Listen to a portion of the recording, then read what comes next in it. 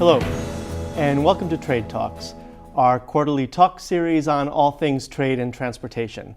I'm Tom O'Brien with the Center for International Trade and Transportation at California State University, Long Beach, and I'm very pleased to have as my guest today, Peter V. Hall. Peter is a professor of urban studies at Fraser University in Vancouver, where he teaches economic development, transportation geography, research methods, and has done a vast amount of work on the connections between port cities, seaports and logistics, as well as community, local economic, and employment development. Peter, welcome to Trade Talks. Great. Thanks so much, Tom. It's a real pleasure to be here. Well, so you're an educator, so we should start with some grades. Okay. Given the state of global trade today as you see it, how's it doing? Is it exceeding with an A, or does it need significant improvement, maybe with a D or even an F? Well, it's difficult to give international trade a high grade right now. Luckily, we have something in the Canadian grading system called an incomplete, and I'm gonna go with that today. There's significant challenges to the international trade system right now, and all sorts of things going on with the regulation of the system, with conflicts between nations right now around trade, and then some of the perennial kinds of problems with trade that I've worked on, specifically the kind of uneven geographic impacts of trade. Talk a little bit more about that, if you would. What's the cause of those sort of geographic imbalances, and how do they play out in the real world? Sure. I mean, the issue there is that trade happens when there's production somewhere and consumption somewhere else, and that's fine. And we understand and we think a lot about trade in terms of its impacts on where production takes place and whose jobs get affected through that process and how that's tied up with technology and so on. In order for things to get places, they actually get funneled through very particular routes, and those routes go through very particular places. And I don't need to tell you here in Southern California that you're having a vast amount of goods moving through a really very narrow geographic kind of window. And so attendant to that is all kind of impacts, pollution impacts from the activity, externalities on communities. It sets up very particular kinds of employment patterns. So very good for some people, not good for other people. So it's intensely geographic, and it's about the places in between the production and the consumption where it's uneven. And do you see trends, or are you observing other factors that suggest that a place like Southern California, which has been a winner in global trade of late, is going to remain or is that shifting as well? Yeah, I mean, I think what makes this so difficult is that it is shifting, and one of the feature of logistics supply chain systems is that they are designed to have redundancies, and they're designed to constantly be in that sort of state of readiness in case things change. So, 5 years ago, everyone was talking about the Panama Canal, and what was the Panama Canal going to do to the west coast of North America, and what would happen if there was only one stopping place, etc. Well, those effects probably are not as dramatic as might have been anticipated, but what's the next thing? It's a trade war with China, or so what's the next thing that sort of, even if you're getting a lot of activity, you are kind of often in the state of anxiety, waiting for the next change, and that in itself is a kind of a geographic burden. The trade war, the potential trade tariffs seems to, or we hope, is sort of a short-term impact or challenge. What do you see as some of the longer, more sustained or structural changes in the global trading economy that we should be looking out for? I mean, the one thing that I'm kind of interested in, partly due to my personal background, is where is the next site of production going to be as certainly the Chinese coastal areas become more advanced and developed. I don't know that that's fully revealed itself. Where those sites of production are going to be. Are they going to be in South India? are we going to start seeing some African countries that become major sites of consumer goods production, and that probably has a much more profound potential impact on the west coast of North America than the Panama Canal or anything like that. A real kind of shift from the east coast of China, but that isn't clear to me yet. And there are interests in China which are trying to move that into the western provinces. So, who knows? But I do think that's one thing to watch. And you had referenced technology earlier. What role is that going to play in deciding where trade happens, whether we see a shift toward more domestic production because of things like 3D printing? Do you have a best bet on that? No, I don't have a best bet on that. I think that the one thing we can say for sure is that 3D printing or any other major change like that won't change trade, it'll change its composition. So the fact of trade will continue. The feedstock for the 3D printers is coming from somewhere.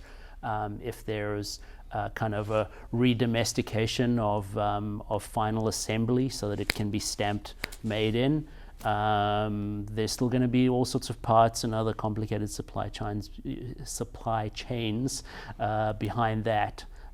So I'm not willing to say it's going to happen there. It's not going to happen there. I think what we can again really be sure of is that it's not going to be fixed, and that's part of the tricky thing. Yeah, we've had prior discussions on this show looking at what it means to be made in America, right? Particularly, for example, automobiles. As a Canadian, right, you know that there's a lot of trade that occurs across the two borders even before it gets to final production. Right. Yeah, I mean those supply chains are so tied up, and we think about this as a kind of a supply or an input issue. I think increasingly we're also going to be thinking about this as a kind of end of life issue. So what's the supply chain for the proper disposal of that automobile and for its disassembly, and then it's kind of recycling into something else in future. Those are going to be supply chains as well, and they're going to have impacts on places. Yeah. You mentioned supply chains, and since we were grading trade as a whole, I'm wondering if you think that there are certain segments of the supply chain or aspects of the supply chain that are healthier than others. At this point. Yeah. I mean, healthy's a tough thing because there are often winners and losers in all of these kinds of actions. I do think that the container liner shipping industry has been doing some interesting things. Sort of some of the major players, Maersk and some of these others, thinking about how they can get more efficiency and particularly more energy and carbon efficiency out of their piece of the supply chain. I don't think it's unfair. I think it's actually fair to say that they're pushing that along in quite a progressive way. That has its own impacts. These larger, more efficient new generation ships, of course, have huge impacts on port cities. So it's not without its effects. But I do think there's some interesting effort being made there to really try and pay attention to the amount of carbon in the supply chain. And that's one kind of actor that has the ability to make the investment to make that happen. Well, that's a good point. I mean, I think the economic viability of a large ocean container line that has a limited number of competitors in the marketplace makes it perhaps somewhat easier for them to make some of those decisions from a safer perspective. Sure, and and contrast that completely with the trucking industry and a very different market situation. Absolutely, but if it takes a bit of market consolidation to get the innovation right, should we close the door to that? Should we run from that? It's an open question to me. Is there a point at which you get concerned about too much consolidation? I think given what we know about swings and cycles in transportation industries and how almost impossible it is to get the right amount of capacity on stream at any particular moment. I don't know if it's consolidation so much as it's government subsidies in ship construction, and if it's some consolidation on some routes, sure. But the fact that there are big players, and there are big players that are willing to invest in R&D and apparently are trying to improve their environmental performance, I don't know if that's the worst thing. You did mention trucking, and I know you've done a lot of work in this area. Talk a little bit, if you would, about where the trucking sector is today. In some cases, it appears it's almost the canary in the coal mine. It's the most vulnerable to changes in policy, to economic shifts, that sort of thing. What are your current observations about the trucking sector? I mean, it's the visible piece. So in that sense, the canary in the coal mines, that's a pretty nice analogy for the trucking industry. So it's visible to the public, it's visible to voters, it's visible in people's neighborhoods, and not just visible in the sense of we care about it, visible in the sense that it has direct negative implications, noise and local pollution and so on, particulate matter. We've come to understand that more and more. I think I was alluding to the sort of the negative side of the consolidation in the liner shipping industry. Well, part of that is about huge loads that need to be dispersed from the terminals, and that's part of where a lot of the challenges around trucking are coming from now. Is it's more important now to have goods movements off the terminals quickly and expeditiously, and that needs to filter out into the metropolitan area, and that's where those impacts are felt, and that's where the trucking is really seen and felt in terms of those impacts. We used to talk about dredging and channel depth. That was the issue that was going to decide the future of a port. Were you going to be deep enough to handle the big ships? And I really do think that right at the moment we're in a period where can you handle the first move off the terminal efficiently, and are you vulnerable to disruption there is a key deciding factor in port performance right at the moment.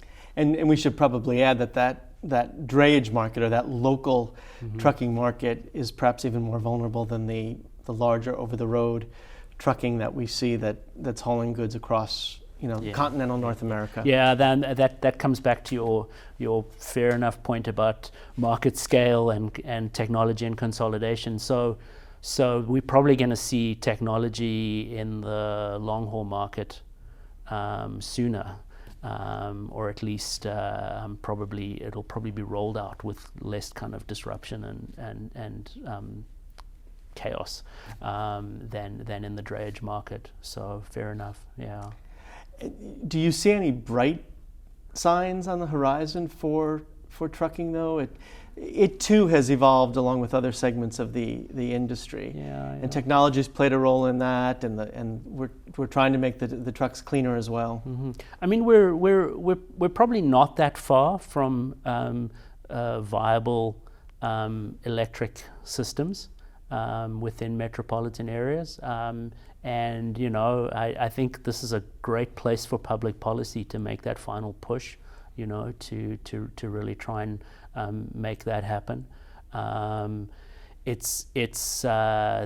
limits, all sorts of limits, and all sorts of reasons why a fragmented industry and drivers who always want to have another option, why they wouldn't want to make that kind of investment, and why it's difficult to get it right, and if you're going to electrify the drayage fleet, where does that leave all the existing vehicles, and so on. There are tricky questions there, but I do think we're relatively close. We're close. Well, without being completely facile, we're closer than we ever used to be. Well, but we are. We're closer than we've been.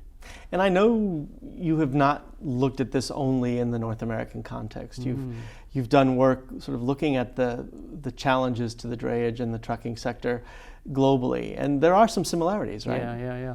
I mean, that's one of the surprising things. I tended to think that we would only see this in the most wealthy, advanced democratic countries. And I had this sort of idea that interventions and improvements around drayage trucking was something that wealthy, responsive port authorities could do and could afford to do. And that's why LA and Long Beach, that's why Vancouver, and so on. These were the places where we were seeing it first. But it turns out there's interventions and disruptions in the drayage sector in ports all over the world, and some of that has to do with just wanting to copy and learn what's been done in other places and meet those standards. But some of it is that as Chinese port cities, coastal cities themselves are becoming much more advanced service places, places where people move because of amenity, livability, they're not going to put up with it. And the market share for drayage in most Chinese ports is much higher than on the west coast of North America. So the impact is huge, and people are tired of it. And you mentioned disruptions. It's not just a question of sort of policy and regulatory measures, but the trucking sector has undergone a host of other changes too that result from sort of changes in labor, availability of a labor force to meet the needs of the trucking industry. Yeah. I mean, it for me, it still comes back to these sort of transport fundamentals, in the sense that do you want enough trucks to deal with the largest Maersk vessel discharging all of its cargo at peak season, and you want enough people in the industry to distribute that cargo? Or do you want... which is now about, 24,000 TEUs, yeah. And containers. And they probably, I don't know, what are they? They probably just charge more than half when they come into an LA Long Beach terminal. Likely, yeah. Yeah, I mean, it's massive. Well, you can have a trucking industry that is got people working in it and is staffed up to deal with that demand in a couple of days. And then that for the rest of the year, that's not a great place to have a job, and it's not a great place to try and recapitalize on a new clean burning truck. So, but then if you design a system for however many containers are discharged in February in the middle of the Chinese New Year season, you're going to be short at peak season. So it is a peak valley kind of transportation problem, like so many others. It's not an easy thing to calibrate. I suppose one of the responses that people most fear is a shift toward fully autonomous trucking, where we sort of eliminate the need for the driver altogether. Do you see that in the near term or even the longer term? I'm not sure. I'm not sure. I mean, 20 years from now, you can tell me I'm wrong, but hopefully nobody will be watching this in 20 years' time. I think it's more likely that we'll see displacement of the long-haul drivers. The drayage market, to me, there are very high density corridors between terminals and rail yards, for instance, and if they electrify that and they turn that into a tram, and it still looks like a truck, but effectively it's a kind of a train, great. Fantastic for local amenity, good way, and if that displaces some jobs, I think that's probably, we could live with that. I don't see the kind of drayage delivery to different offsite locations, repositioning offsite. I don't see that being replaced by technology terribly quickly and easily. I don't think we're ready to have container drayage trucks doing local deliveries. I don't think that people operating a warehouse are ready to have a robot backing up in their congested little yard to deliver, the 1 TU a week that they get or whatever it is. So I don't see those positions being replaced very quickly. I think the human contact and the variability of the task is just quite enormous. Do you see, though, a shift, an increased use in artificial intelligence, robotics that changes the way the supply chain functions or increases our reliance upon the data that drives the flow of goods? Yeah, and in a way we've already seen a lot of that. So the kind of the systems that are now in place to track trucks to monitor the workflow are already in place.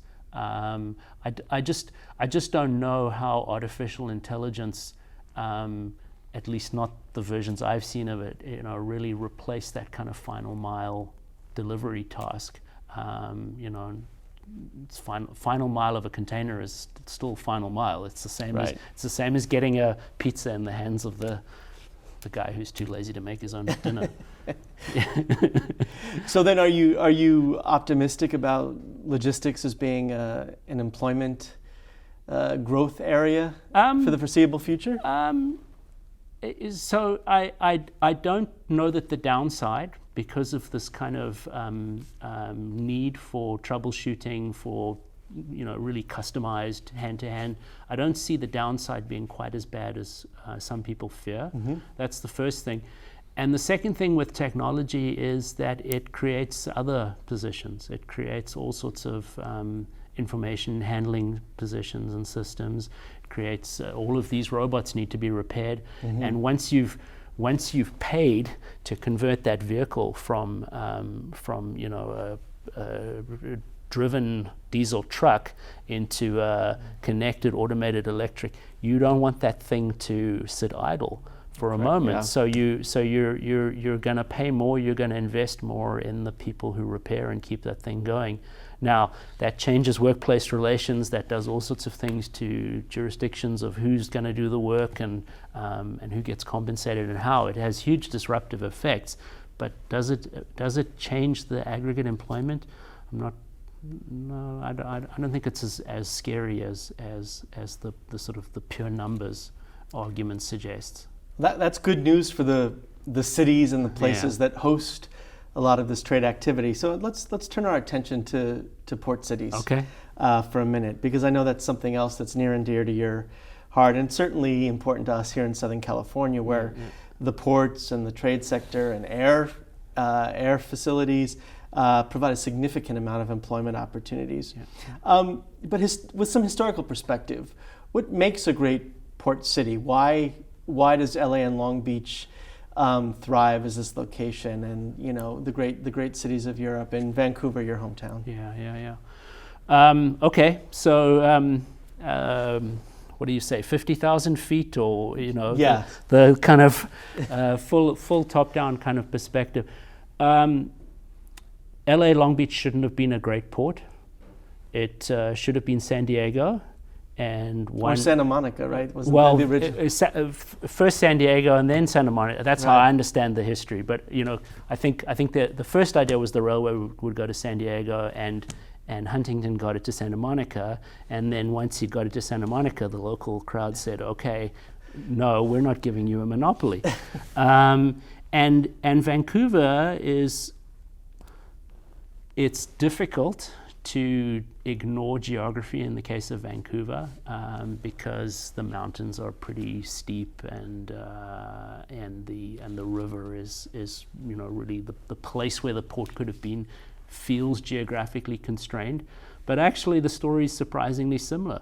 They were building the railway, and it was supposed to stop at the first point of water, and the merchants 10-15 miles further on got together and made a deal with the railway company, the Canadian Pacific Railway Company, to bring it to where Vancouver is today. So my point there is that the geography of where port cities happens and has happened historically somehow reflects these kind of given geography. Where is there deep water?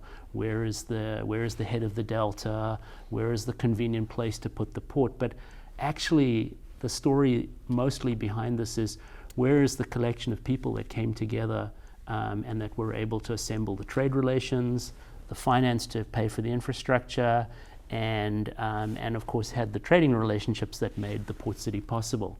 And so that's the way I tend to think about what's the origin story of a port city. No, and that's interesting, because what you're suggesting is that geography matters, certainly politics and leadership matters, but it also suggests that port cities need to be continually vigilant about maintaining their status and their role, because somebody else could create a bigger, better mousetrap or port. A bigger, better mousetrap, and maybe also a bigger, better set of relationships with the trading partners, and a bigger, better understanding of where the technology is going, and how the systems might affect where the activity takes place. Yeah. And I know we've seen, again, on the west coast of North America, that Seattle and Tacoma have sort of adjusted their management structure so that they can be more nimble and more responsive to some of those partners I think that you're talking about. Yeah. I mean, they're what I find fascinating about the Seattle Tacoma situation in particular, where they've come together with the Northwest Seaports Alliance. It's an alliance around containers, but it's partly that I think there's now widely shared understanding that Seattle is limited in what facilities it can host, but there are synergies between the two that would benefit Tacoma. I think it's important to also bring into that story that it's now been a 40-year trajectory of Seattle, the city of Seattle, seeing its future much more in advanced services, in aerospace, etc., and the local elites and interest groups started to move away from seeing the physical port as central to their interests quite some time ago. And maybe a focus also, or a shift from sort of a municipal development strategy to a more regional development strategy. Exactly. And when we come back from the break, we'll continue this discussion, looking at the role that policy might play, and talking a little bit about the view from the other side of the U.S.-Canadian border. That'll be great. Join us after this break.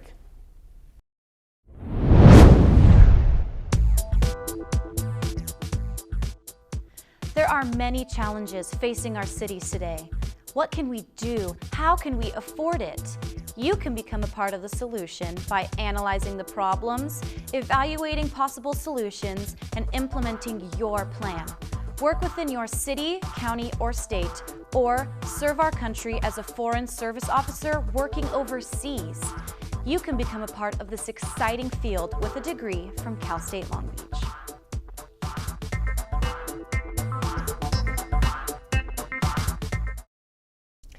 And welcome back to Trade Talks. I'm Tom O'Brien, and my guest today is Peter Hall, Professor of Urban Studies at Simon Fraser University in Vancouver, British Columbia. Peter, welcome back. Thanks, Tom. Before the break, we were talking a little bit about port cities and what makes a good port cities and how vigilant the management of those cities has to be to maintain its edge. And the question I have for you is, with consolidation in the industry that we talked about, the formation of alliances, bigger vessels, do we need as many port cities as we have now? Mm-hmm. Wow, okay. That's a great question. Another longer historical view on that kind of question is that we had way more port cities in the past than we have today. And you only need to go up and down the west coast and see places like Port Townsend, which is a major trading city, and today it's a small, very nice, livable place, but it's not a major trading city, port city. So, do we need fewer? We might end up with fewer. I'm not sure how many more we can lose and will lose, particularly here on the West Coast, where we don't have a huge number of ports like they do, for instance, on the some of the European ranges. We don't have Philadelphia, Camden, Baltimore, Delaware. We don't have that kind of pattern. That string of really closely congested ports, some of which are really struggling, some of which have ceased to be port cities. So I don't know that that's changing here. And the other thing about consolidation is that at some point consolidation then kind of triggers its own system of feeders. And historically there were feeder relationships up and down the West Coast, and we might see some of that coming back if the really big ships get even bigger than they are. Oh, and prior to that, river trade. Yeah, exactly, right, exactly. Resulted. Yeah. And I think even in Asia now, we're starting to see a shift in balance that's looking at those major ports as hubs in a broader regional system of hubs and spokes. Exactly, and actually your comment about rivers is really interesting, because that's increasingly how they're seeing the huge Shanghai terminals. They're starting to see those as connected with the river systems behind them. I'm not sure we're going to see fewer. It is a game of winners and losers. So ports are always watching over their shoulder at who's going to overtake them. But no, I don't know that we can say we need fewer in any sort of absolute sense. The market will sort of drive that in part. Yeah. But I imagine policy plays an important role. How welcoming a city is to new business, the development that supports all those ancillary services. And I know this is also something else that you think a lot about is the role that good policy plays for a port city. Yeah. I mean, the part of the way I think about this is that while the collapse in or the decrease in jobs in handling cargo is not as big as often predicted, there is a shift. And there is this we have seen this pattern where relative to the amount of cargo that's moved, fewer longshore jobs and more trucking and warehouse jobs, and that's a kind of change in the nature of the work. And that kind of activity seems to stay in the port cities and is important to those port cities. What we don't necessarily see staying in the port cities is the kind of really advanced service stuff that comes with trade and comes with the port activity. So there is always this kind of pattern that the finance, the insurance, the advanced services, the legal stuff that goes with trading, that doesn't necessarily stay in the port city. And that's where I think the most kind of progressive port leaders are really turning their attention. Because you can't pick up and move the port so easily, but you can pick up and move the administrative offices. And we talked about technology, and of course information technology is all about making some of that possible.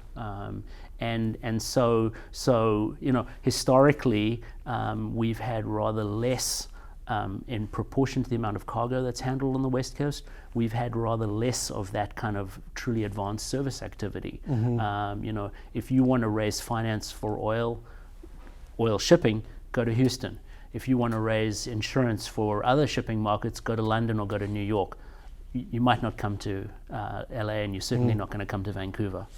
Well, and I think to me what's most illustrative of this sort of struggle and the desire of one city to draw away business from another is the fact that, some of our leading ocean carriage companies are based in inland locations like Charlotte, North Carolina, or Phoenix, which is not intuitive. Yeah. I mean, I think what's challenging for those companies and for the industry generally is how do you maintain public support for an industry? And you need public support in order to get the infrastructure built.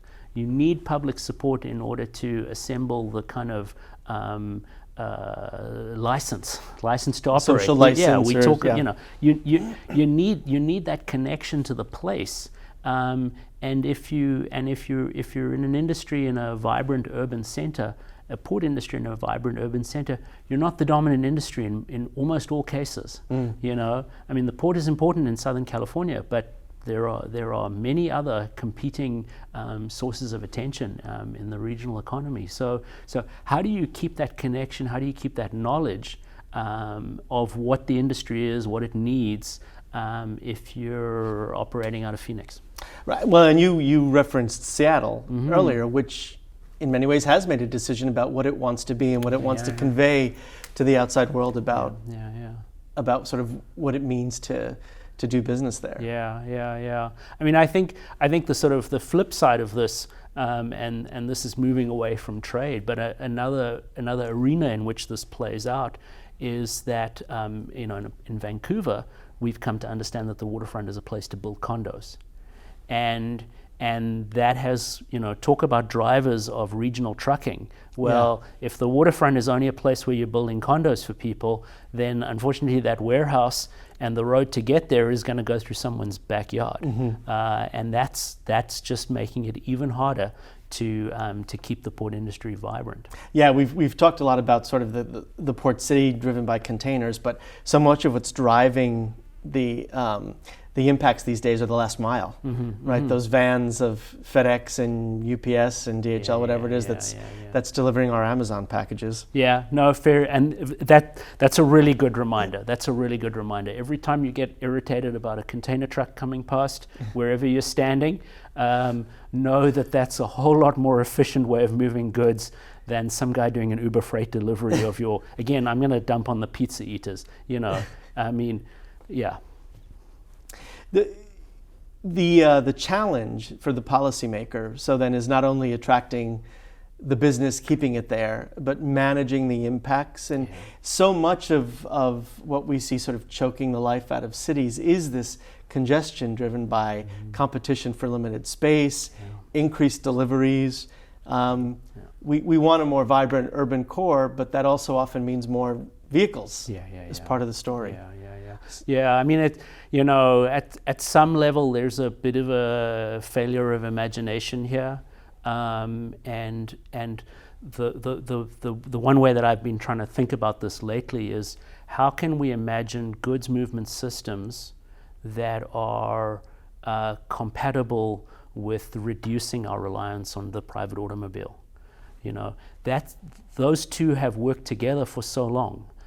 Build a road because you can make the goods movement argument, and you know you're not going to get dinged by the voters because they can commute, or they can imagine that they can commute to work on that same road. So how do we think about planning freight systems that don't further lock us into everybody driving their own car to go somewhere? Because, you know, it's not actually the trucks that cause the congestion, it's you and me. Right. So do you have any other examples of sort of what an imaginative response would be? You know, so we address that failure of imagination. Yeah. I mean, I think another kind of piece of imagination is to you know, to really take seriously this idea that the goods movement, and you know, I think about this in terms of ports, but I think it applies to other parts of the urban logistics industry. It's this desire to be very, very flexible and to always have options. I can remember when I was doing my dissertation research on a port, and there was a land use planner in the port, and he said, "Oh, you wouldn't believe what a terrible job I have. All I have to do is make sure there's a buffer around us so that the neighbors don't get in our faces." And you know, so well, what's that buffer about? That buffer is about them having options. You know, it's about them knowing that their industry is always variable, always uncertain, and so they kind of design these zones that then become dead zones. They become areas of urban blight that attract more negative attention to what the industry is trying to do. So how can we think about urban systems that don't, and urban ways of planning freight that don't, you know, sort of leave us trapped in the cycle of, you know, vacant land, congested land, vacant land, congested land?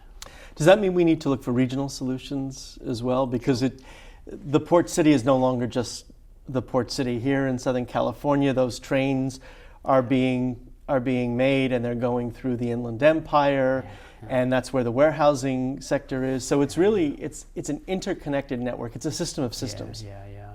It is, and we do need to think regionally. And I don't see how we get out of it if we don't. And I think that the history of the successful ports in the sort of the second or the kind of, in the wave of containerization that followed the initial innovation, the successful ports are the ones that have regionalized. That, LA and Long Beach getting together and doing the Alameda Corridor, the ports in Vancouver. Which is that dedicated rail link from the ports out to the rail yards east of downtown. Right, and New York and New Jersey having a bi-state structure already in place that forced them to think regionally, and port amalgamations to as we're seeing in the Pacific Northwest. Absolutely, I think there have to be regional approaches. And full disclosure, you and I have done some work in the area of comparative ports, understanding what we can learn from one place that might be applicable in another. Sure. What, in your opinion, is the value of sort of looking at what we do here and then applying those lessons elsewhere, or vice versa? Well, even before applying the lessons, I think there's the question of understanding that consciously and unconsciously the industry are engaged in a comparative process. And by industry, I mean I include anyone from port administrators, labor, and the firms themselves. They do watch each other. They do learn from each other. Sometimes they're forced to by policy or by market pressures. So we've got this service in this part of our rotation. We expect it in all parts of our rotation.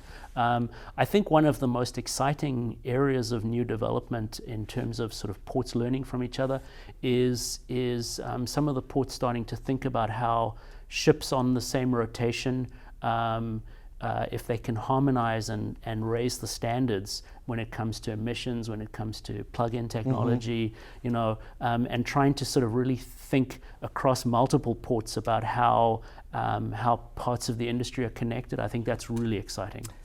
Coordinating vessel stowage plans so that it minimizes the impact on the ports. Yeah.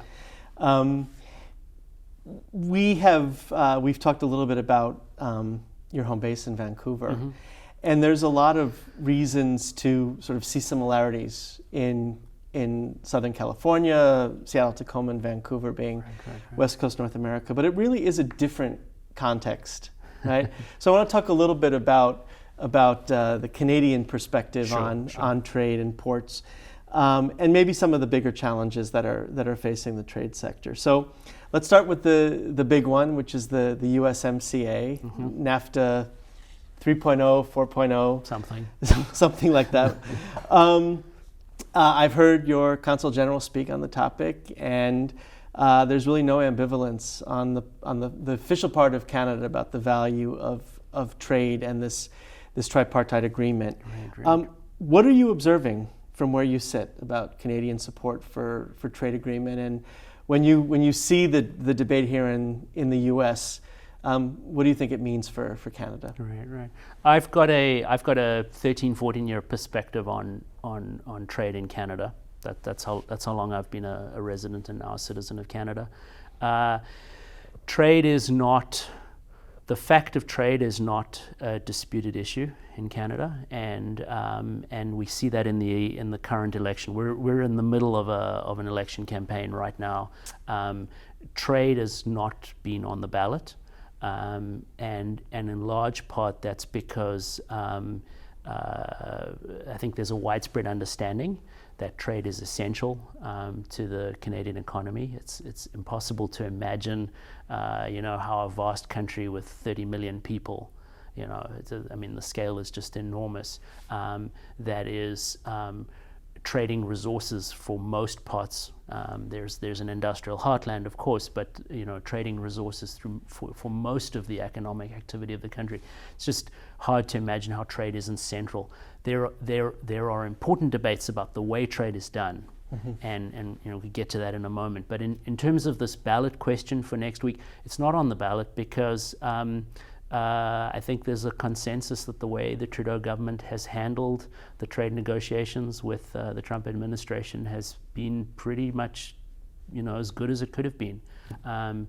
They assembled a left-to-right coalition They assembled a coalition of all the premiers of the provinces who have quite a lot of power, probably more independence than a state governor. They assembled a coalition. They really put on a pretty good show in terms of handling that negotiation. It hasn't yet been signed. It hasn't been ratified. So of course everything could change. But in terms of the immediate question, it's not controversial.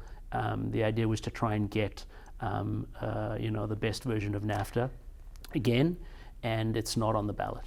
And I would have to imagine that having such a significant portion of the population so close to a border and engaging with the border on a regular basis has some impact. I mean, I saw some figure that a high percentage of Canadians live within 80% within 100 kilometers. Yeah. Yeah. So does that play a role in all of this? I suppose. I mean, I suppose the experience of crossing the border is widely shared, and there's a very high proportion of Canadians are immigrants. So I can imagine that plays some role. There are issues about interprovincial trade, and there are issues about trade in particular commodities, so specifically around carbon, oil, and so on, that are controversial. But those aren't understood as questions of whether or not to trade. They're understood as questions about how to do it, and the distribution of the costs and the benefits. But yeah. And I assume those reflect some of the same issues we have here about the impact on employment, environmental standards, and whether they're shared across the board. Yeah. No, absolutely. There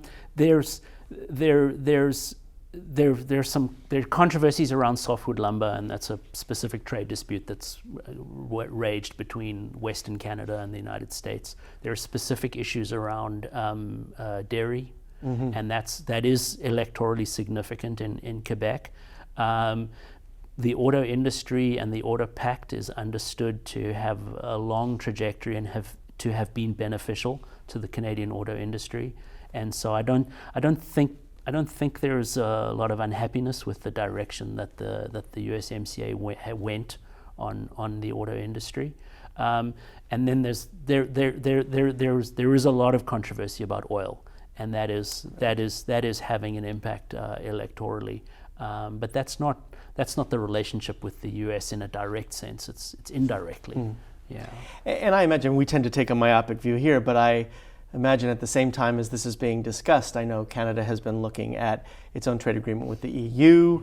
It's looking to Asia. So it's a cautionary tale, I think, for the US about not taking care of business at home. Yeah. No, that's right. That's right. I mean, I think the understanding of NAFTA, the public understanding, was that it was good, and so but it needed to be accompanied by trade diversification. And so several Canadian governments have pursued the agreement with the EU, have pursued agreements and promotion to Asian markets, to China and so on. But not yet enough of that to be free of having a good trade deal with the US, of course.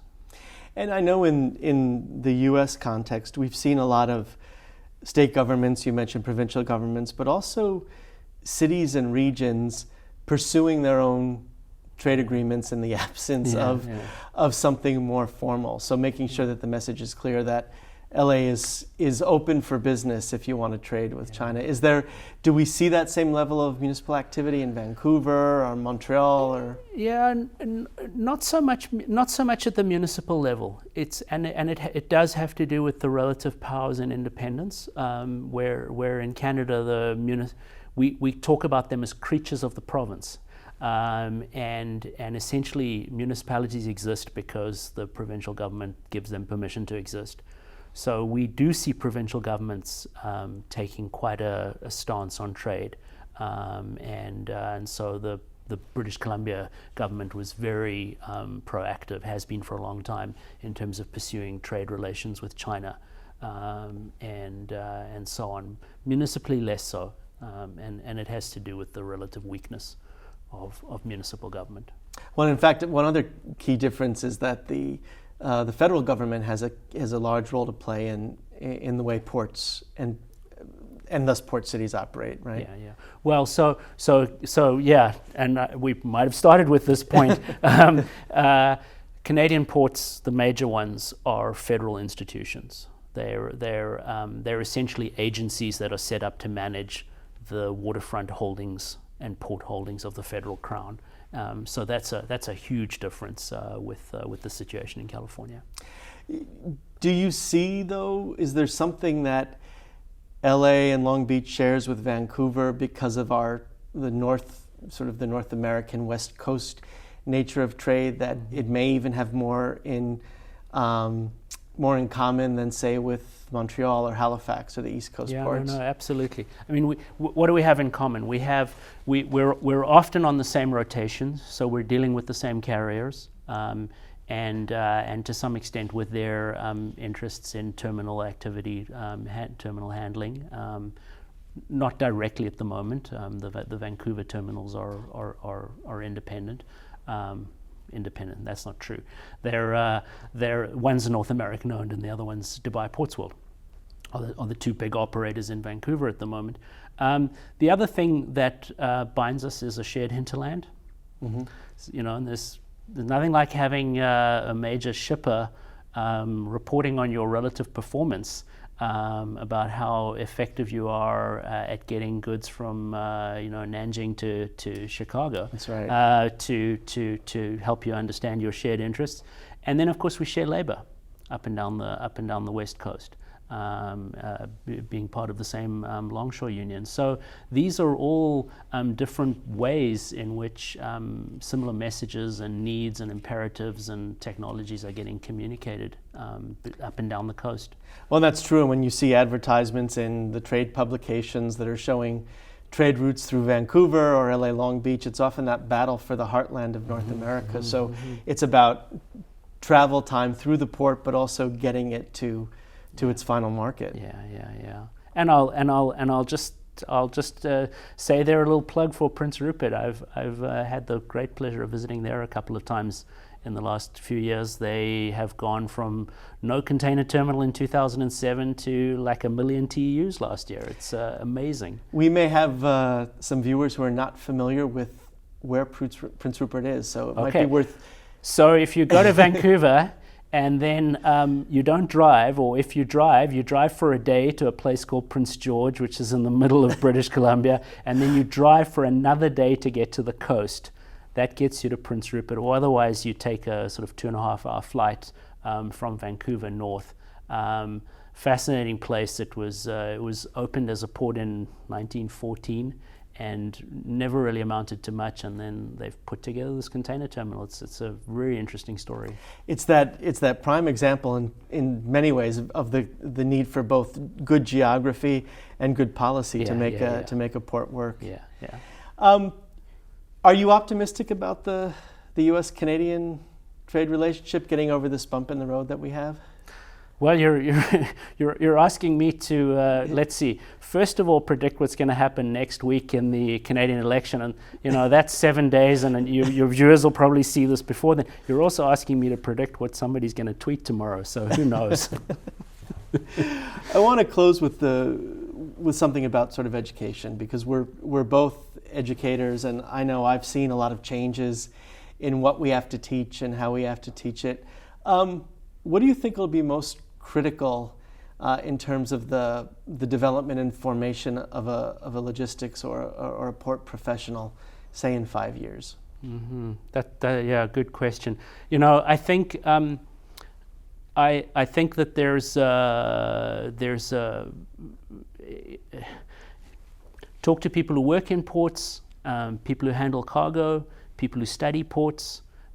It's amazing how people who are port administrators, people who are in local trucking firms, it's amazing how important that sort of family personal history is with the industry. And so it's a difficult thing to contain, and it's a difficult thing once it's lost to rebuild. But I guess where I'm going with that is to say that a deep appreciation of the historic importance of trade and of particularly waterborne trade. And then what happens to that stuff when it gets on land is education in the broadest possible sense. An appreciation of how that complicated thing comes together is part of what we have to do. We'll pull interesting people with skills in from business and engineering, and people with technical skills. They'll be pulled into the industry, as they're needed. But that sort of sense of attachment, and again, we're coming all the way back to where we started with historic port cities, that sort of deep sense that this is important to the way a place is made. I think that's an interesting challenge for us to kind of take on and to think about in our education. And I think that's interesting because in the planning professions and urban history we address that, but I don't know that in our supply chain programs or in our business programs we're talking as much about the history of logistics, and that would be a good place to start. Yeah. And it will also be a good place to finish this discussion. Peter, thank you for your insight and sharing your expertise with us. I think it's been a fascinating discussion. Thomas, has been a lot of fun. Thank you. Thank you. And thank you for joining us for this discussion. And I hope you'll join us the next time we gather around the negotiating table for Trade Talks. I'm Tom O'Brien. Goodbye.